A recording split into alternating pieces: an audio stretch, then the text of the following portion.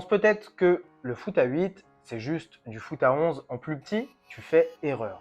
C'est un formidable laboratoire tactique. Chaque joueur touche plus le ballon, les décisions s'enchaînent plus vite, la lecture du jeu devient centrale. Alors aujourd'hui, je te montre les dispositifs qui marchent et surtout comment les faire vivre sur le terrain. Et à la fin de cette vidéo, tu sauras quel dispositif choisir selon la catégorie d'âge des joueurs que tu coaches, comment animer chaque système, les principes tactiques à marteler et un plan de séance concret pour appliquer tout ça. Mais avant de parler système, posons d'abord le cadre. Parce que le foot à 8, ça ne s'improvise pas. Le foot à 8, concrètement, on joue sur environ un demi-terrain avec des buts de 6 mètres sur 2 mètres 10. Et la surface de réparation est spécifique.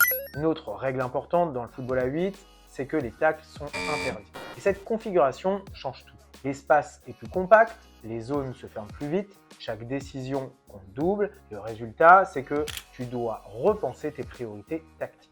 Alors justement, qu'est-ce qui change par rapport au foot à 11 ? Moins de joueurs égale plus d'interactions par tête. Les espaces se referment plus vite, la première relance devient cruciale et le moindre décalage se paie cash. Mais attention, ce n'est pas que négatif. Tu gagnes aussi évidemment en clarté des rôles, en proximité entre les lignes, en vitesse d'exécution de principe. Le foot à 8, c'est un accélérateur de formation tactique.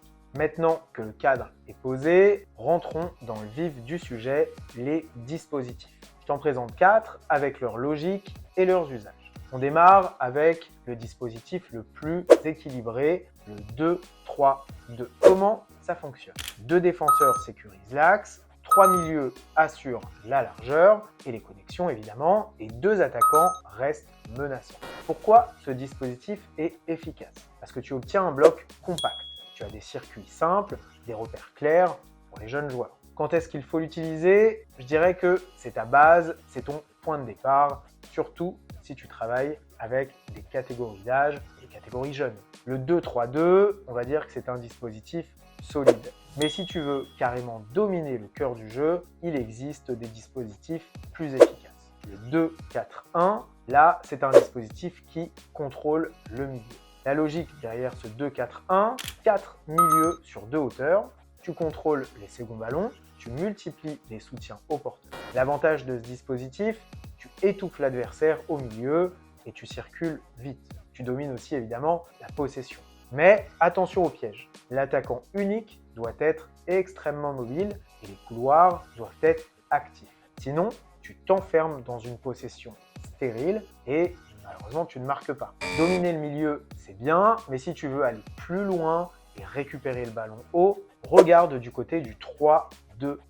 Le 3-2-2, c'est, je dirais, un dispositif qui affirme une volonté de presser haut. Comment ça marche? 3 défenseurs posent une base large, 2 milieux ancrent l'axe, 2 attaquants déclenchent la pression.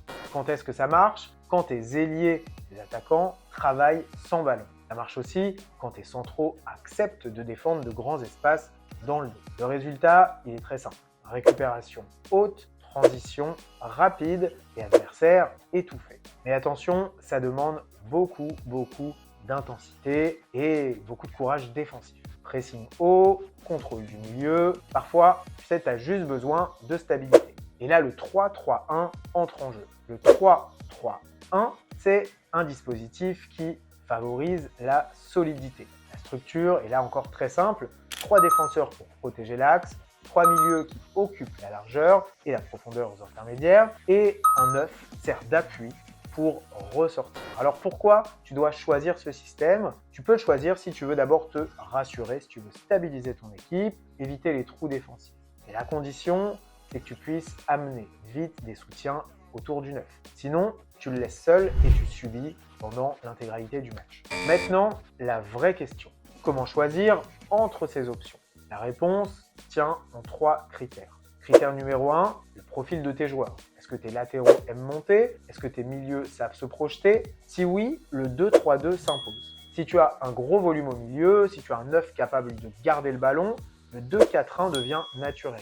Si tes attaquants sont de vrais premiers défenseurs, le 3-2-2 est redoutable. Critère 2, ton plan de match. Si tu veux dominer, le 2-4-1. Si tu veux presser, le 3-2-2. Si tu veux rassurer, le 3-3-1. Et si tu cherches l'équilibre, le 2-3-2. Troisième critère, les transitions.